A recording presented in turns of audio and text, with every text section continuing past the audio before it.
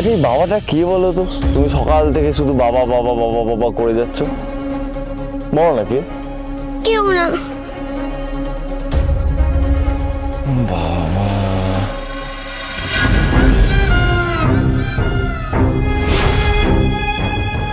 বাবার কাছে যাবো, এই বাড়ি যাবো।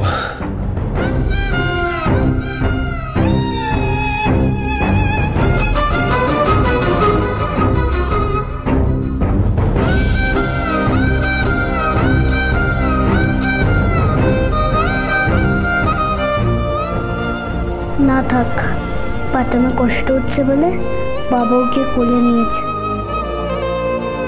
হিংসু কুটিয়ে বাবার কোলে ওঠার জন্য কেমন ছটফট করছে। তার রূপা একা একা কি করে বাবার কোলে থাকবে? এই শোনো, চলো আমরা এবার পালাই, নাহলে ওরা আবার চলে আসবে। চলো চলো চলো চলো।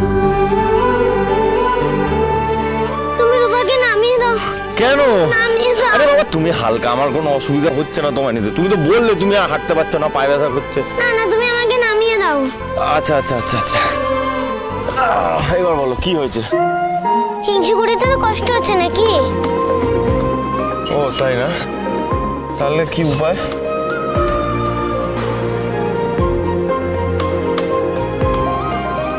কাছে এসো, কাছে এসো।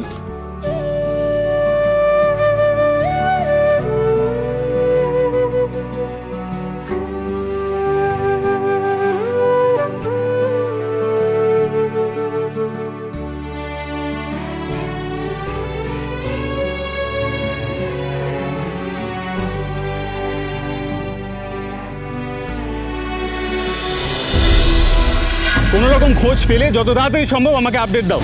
অফিসার, এখানে রাস্তায় কোনো সিসিটিভি নেই, থাকলে তো আমরা সেখান থেকে দেখতে পারি ওনারা কোথায় কোন দিকে গেছে।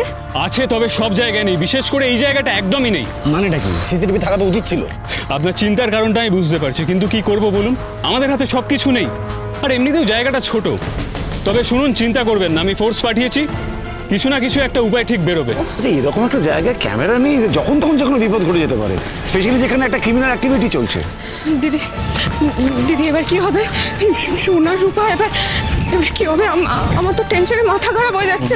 এরকম করো না, দেখো আমরা সবাই টেনশনের মধ্যে আছি। তুমি যদি এরকম করো কি করে হবে বলো তো? এত চিন্তা করার কোনো ব্যাপার নেই, আমরা সবাই আছি তো, সব সব ঠিক হয়ে যাবে। আমি বলছি সব ঠিক হয়ে যাবে।